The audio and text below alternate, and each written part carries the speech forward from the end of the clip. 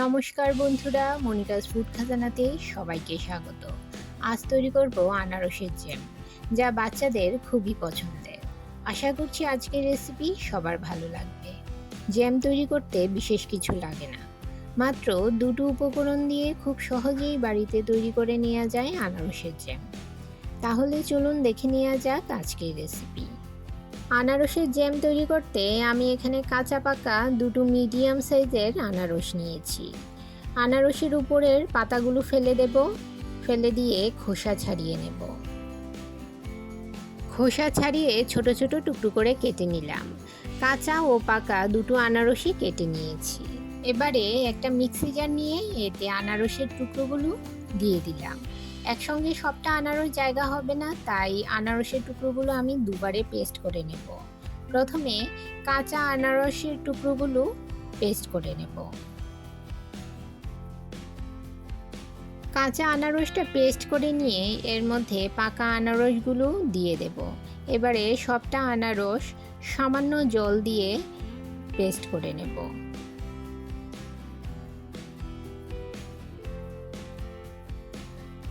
আনারসের পিউরি তৈরি হয়ে গেছে।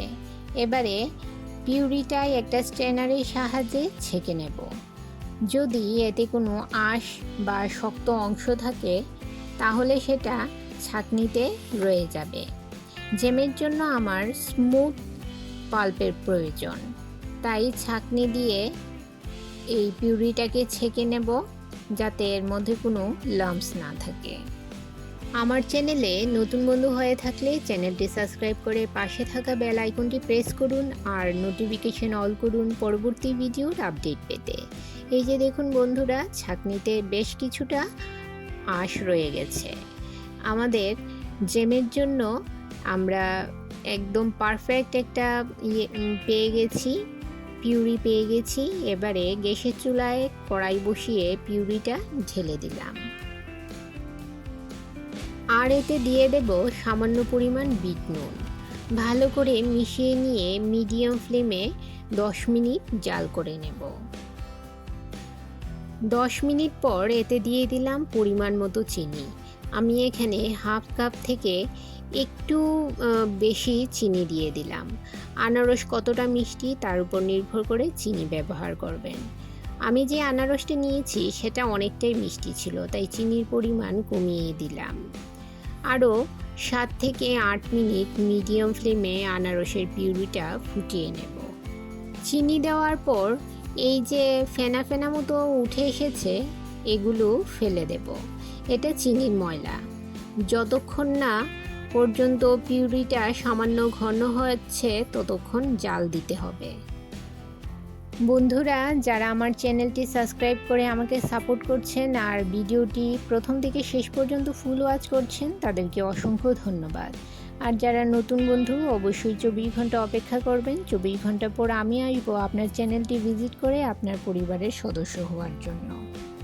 এই যে দেখুন বন্ধুরা, জ্যাম অনেকটাই ঘন হয়ে গেছে। আর রান্না করব না, এবারে গ্যাসের ফ্লেম বন্ধ করে দেব। ঠান্ডা হলে এই জ্যামটা আরও ঘন হয়ে যাবে। একটা কাঁচের বয়াম গরম জল দিয়ে ভালো করে ধুয়ে শুকিয়ে নিয়েছি। আনারসের জ্যাম গরম থাকা অবস্থায় বয়ামে ঢেলে নিতে হবে। এবারে এই জ্যামটা সেট হওয়ার জন্য রেখে দিতে হবে একদিন পর জ্যামটা খুব ভালো করে সেট হয়ে যাবে। রেসিপিটি কেমন লাগলো কমেন্ট করে জানাবেন, আর ভালো লাগলে অবশ্যই একটা লাইক করবেন। আপনার একটা লাইক পৌঁছে দিতে পারে আমার রেসিপি আরও বহু মানুষের কাছে। এই যে বন্ধুরা, জ্যামটা পুরো সেট হয়ে গেছে। এবারে ব্রেডের উপর জ্যাম লাগিয়ে আপনারা বাচ্চাদের টিফিনে অথবা সন্ধ্যের স্ন্যাক্সে এভাবে পরিবেশন করতে পারেন। তাহলে বন্ধুরা, আজকে এই পর্যন্তই। আবার দেখা হবে আরেকটি নতুন ভিডিওতে নতুন রেসিপি নিয়ে।